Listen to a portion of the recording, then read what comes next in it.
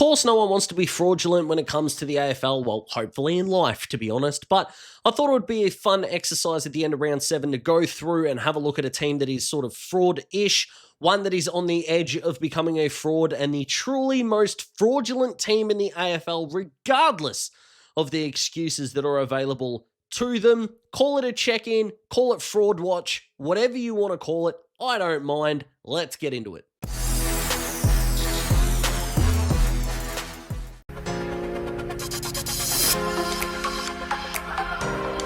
My relationship with Adelaide and especially my relationship with Adelaide fans has been really interesting in the last couple of years because it was my fault they were no good last year. I've accepted that.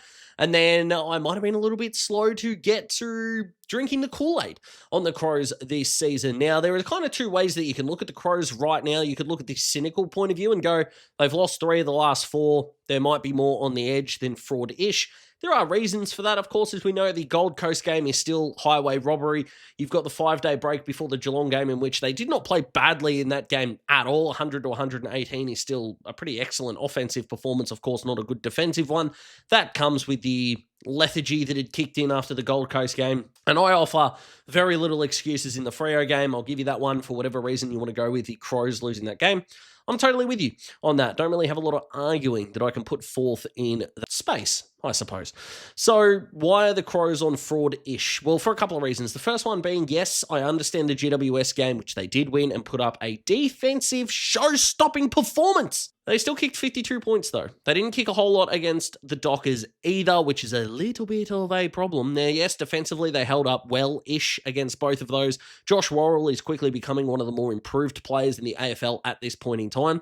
But the 2 big weaknesses for the Crows are showing through, and have basically showed through now for the last 3 games, that he's putting them very much on the ish list, if you will. And the first one is defensive pressure. They are just not able to lock the ball into their forward 50 well at all. Seemingly at this point in time, their defensive chains are still looking okay, but the actual territory and retention that they're able to have in the forward half of the ground is just not coming through that much at all, which is a real shame because when the actual ball gets in there, they have as good a shot as anyone as converting that into a score. But if they're not converting it into a score on their first attempt, there isn't really a second or third one that is shining through from a consistent point of view at all. But the second reason and the big thing that makes me just sigh is the slowness in their midfield. Contested ball is not where it should be for a side with not a lot of outside pace, and they don't have enough outside pace to compensate for being at the bottom of every pack.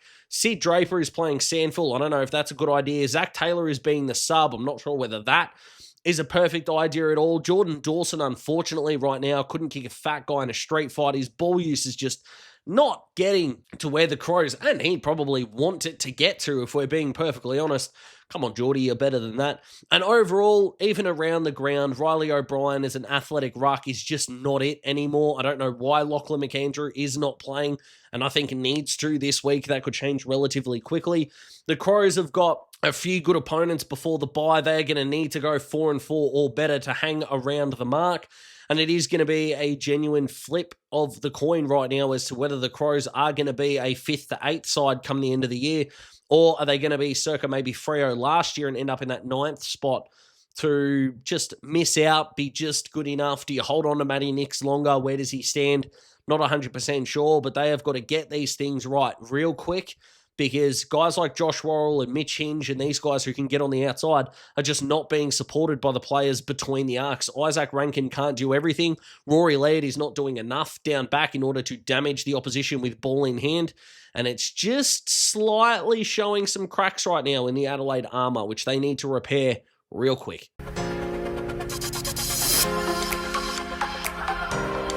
The Giants are absolutely on the edge of fraud watch at the moment, and the big reason for that is that the strength that they should have right now is an overwhelming weakness. Their midfield right now is putting up pox, and I mean pox numbers at this point in time. The win against Collingwood in opening round, fantastic. Got no qualm with that at all. Since then, they've beaten the Eagles. They've beaten Melbourne. I think they've had another win in there that for the absolute life of me, I cannot remember who they won off the top of my head. I'm sure I've edited it in somewhere.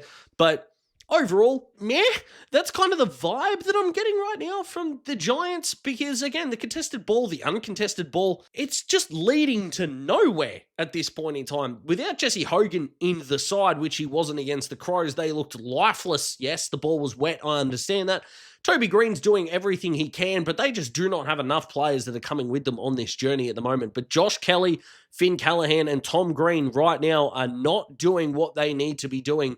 And I don't care how much ball Lockie Whitfield and Lockie Ash, who could be both of the All-Australian halfback flankers at the moment, they absolutely could be getting blazers. Means legitimately stuff all if between the arcs they don't want to work the other way. And if they're not going to work the other way, and that's a midfield conversation now, not the double lockies here, then good luck to you. You ain't getting anywhere. So I had GWS as missing the 8 in my bold calls. I still think I'm going to be wrong about that. I did have them at my end of season predictions, which I understand is kind of 50 cents each way, but I'll still call it out as me being wrong because I did have them in the 8. That's fine. But at this point in time, I don't care how good Hogan is. I really don't. I don't really care how good their A-graders are. If most of their good players are not serving their purpose, they're in trouble. They are way too tall in the forward line. And I'm sorry, but Aaron Cadman right now needs a spell. He just does. Out of 49, I think, qualified key forwards, he's bottom 3 in the league for player rating, which I know isn't everything, but they're still not great numbers. Jake Riccardi, who the Hawks did go after hard, the Giants held on to him because they believe in him. He wasn't the worst against the Bulldogs. He was actually the most potent forward for quite a lot of that game, but probably still hasn't come into his own as an AFL key forward just yet. Callum Brown, the same. He's just not it yet. Like, all 3 of those guys are probably 3rd or 4th forwards, so they don't have a second one, which is, again, is a bit of a problem. They've drafted some small forwards in the last few drafts. They're not really showing them off in a meaningful way just yet, which is another big problem.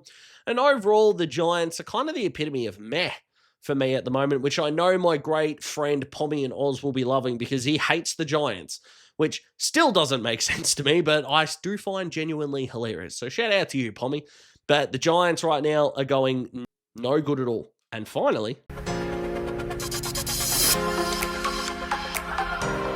yeah, footy in New South Wales ain't exactly going well at the moment. And I know what you're thinking if you're a Sydney fan watching this and you're hating me and you might be unsubscribing and, you know, all those things. But Daz, have you seen our injury list? Have you seen our injury list, Daz? Look at these players that are out. Logan McDonald walks in. Tom Papley, Joel Amati, Callum Mills. These guys, they walk into our side. Harry Cunningham is underrated, Daz. Robbie Fox can play a role. Taylor Adams is there as depth on the half-forward line, Daz.